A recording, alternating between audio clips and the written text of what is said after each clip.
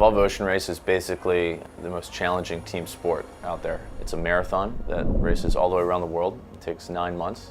It really tests your ability as an individual and as a team, both physically and mentally. It attracts the best sailors, a few people that have won it, and it's a life goal for a lot of us. I feel really fortunate to be a part of it.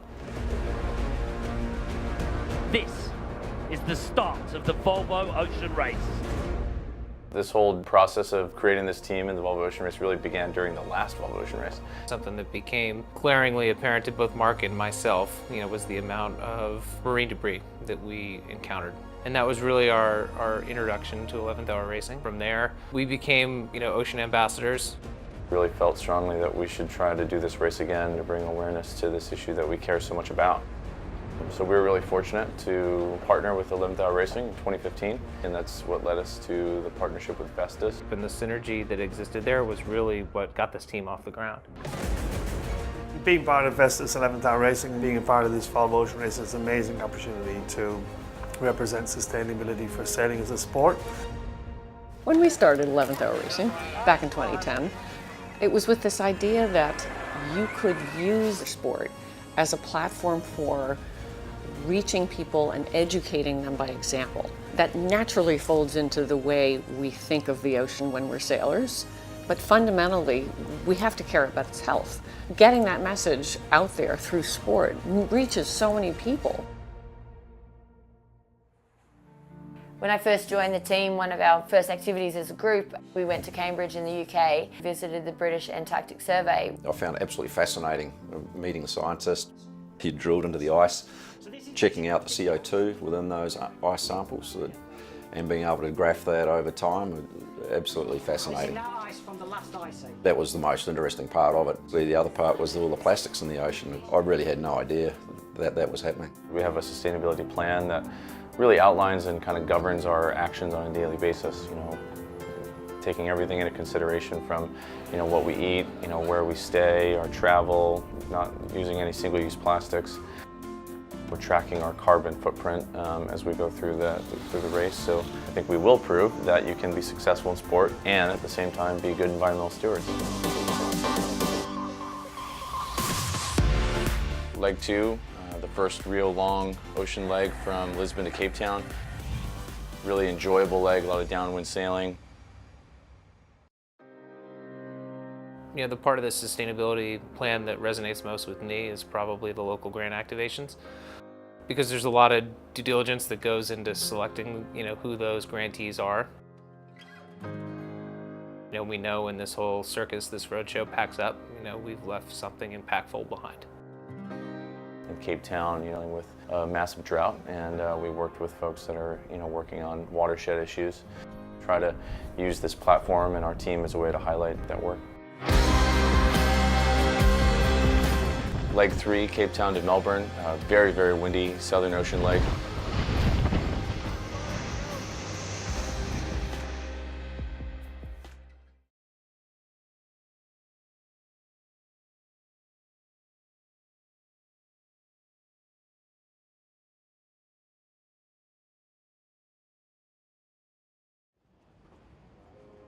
Given the misfortunes in Hong Kong, we had a lot of work to do. All of our vendors and supporters are already aware of our mission, be as sustainable as possible. We were able to recycle offcuts of the overall piece that was built in Italy. Raw materials that didn't get used, we were able to recycle in giving them to some local boat builders. That was kind of a pivotal point in the campaign. 11th Hour Racing has been doing an activation grant at every stopover. I actually put forward a recipient who was Dr. Ingrid Visser of the Orca Research Trust. From my research, we've found that orca have the highest levels of toxins in their body for any animal that's ever been studied in the Southern Hemisphere.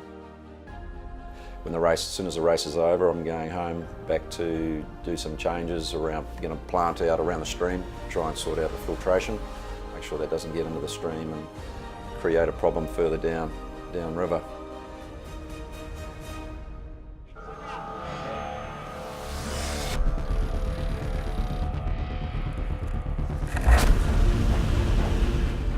leg that defines the Volvo Ocean Race as you leave New Zealand and sail into the Southern Ocean around Cape Horn and up to Brazil. We fought hard through 12, grueling Southern Ocean days to round Cape Horn in second place.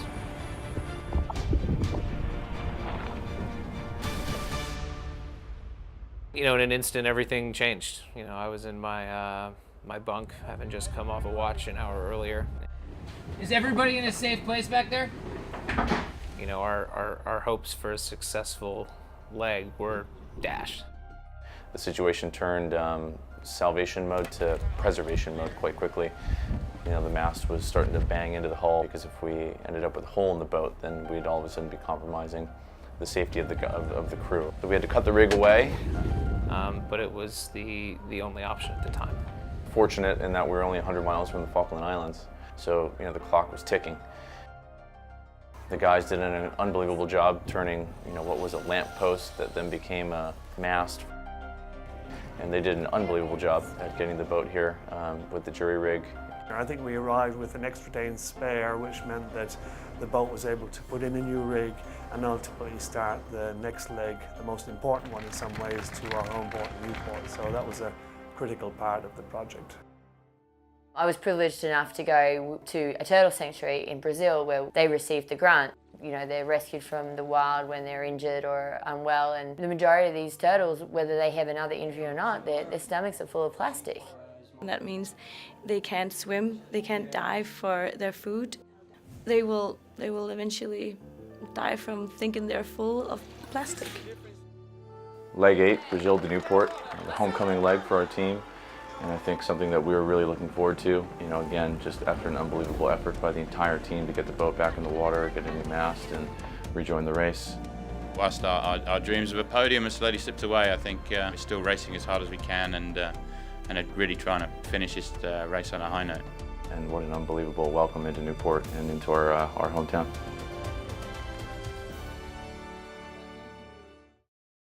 Leaving a legacy, a large part of that is the education program, and that has had a huge impact, increasing outreach of the Volvo Ocean Race by thousands.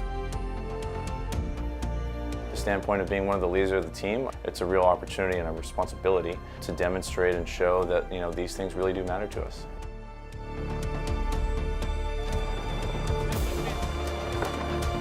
Leg 9 was the transatlantic to Cardiff. We were a little bit behind when it came to some of the boat speed elements.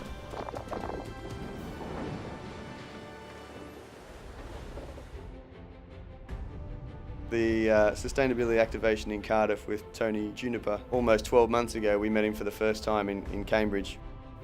Now, being so heavily involved in sustainability and looking at all the options available, it gives me hope and gives hope for my kids, and it's pretty nice to have that added extra in our family from doing a project like this. Vestas 11th hour racing finish 5th and the overall leaderboard. I think we have a lot to be proud of, and I know that the team still holds their head high. It's fantastic to be in a team where everyone's showing such strength and resilience, even in the moments of real adversity. A great opportunity for personal development, whether it's within yourself or together with a team, and I think that's been a real strength of this campaign. We now have the footprints of our waste footprint, our carbon footprint and our water footprint. So we will compensate for that using blue carbon. Now this is a sequestering carbon rather than on a terrestrial project where we might be planting trees. Next time and going forward to future races, we can better it. We're not the same people that we were 12 months ago. We're all going away again, changed people, and it's certainly for the better. We've reached the end of how much waste the world can absorb. This is a movement I don't think it will stop. We're living in a revolution.